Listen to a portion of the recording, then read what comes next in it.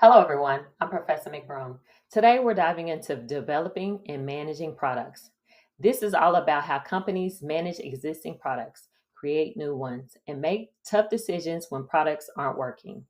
Now, I want you to think about the last time you saw a new flavor of Oreo, a new menu item at Taco Bell, or maybe even the launch of a disruptive brand like Liquid Death Water. Those aren't random choices. They're all connected to product strategy. Let's break it down. Companies often extend product lines or modify products to keep them fresh. For example, line extensions. Think about when Coca Cola introduced Cherry Coke or Coke Zero. They're building on a strong parent brand, but tailoring it to different customer preferences. Then there's product modifications.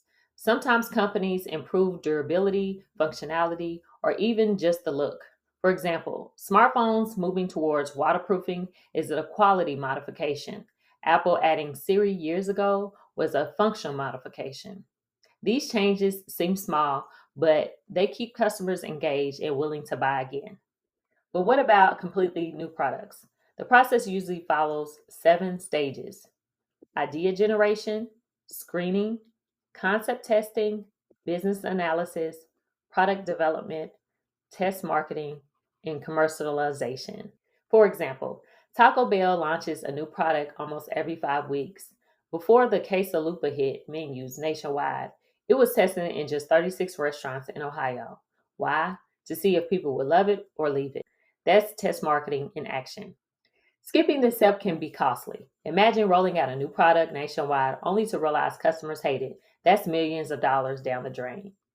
Now, here's the big question: how do companies make their products stand out? There's quality, so Lexus and Mercedes market themselves as high quality vehicles. Then there's design and features. Think about Dyson's vacuums. They're functional, but also sleek and stylish. Then there's support services. Apple Care is a great example.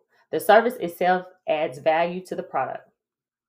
And then there's Liquid Death Water, canned water marketed with punk rock branding. It breaks all the rules of what you expect from bottled water, and that's exactly why it works.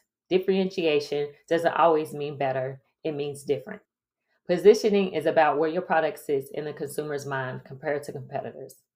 Companies use tools like perceptual maps. For instance, Toyota Priuses, they sit in the economic friendly space, while a Ford F-150 sits in the power and performance. Sometimes branding needs to reposition.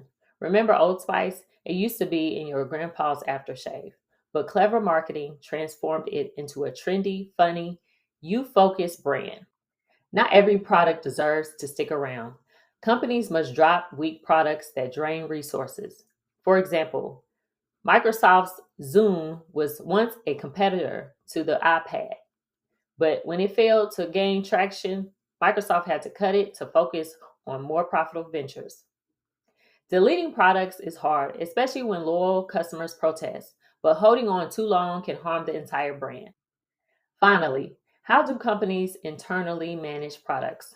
You have brand managers. They focus on a single brand. Think Tide or Oreo. Then there's market managers. They focus on a customer group like business versus consumer marketing. Then there's venture teams. They are a cross functional group that create entirely new products, often for new markets. This structure allows companies to be flexible, innovative, and customer focused. So, to recap, developing and managing products isn't just about coming up with ideas, it's about systematically improving testing, differentiating, positioning, and sometimes even saying goodbye to products. Next time you grab a limited edition Oreo, try a new Taco Bell item, or see a brand like Liquid Death on the shelf, remember, you're seeing these product strategies come to life.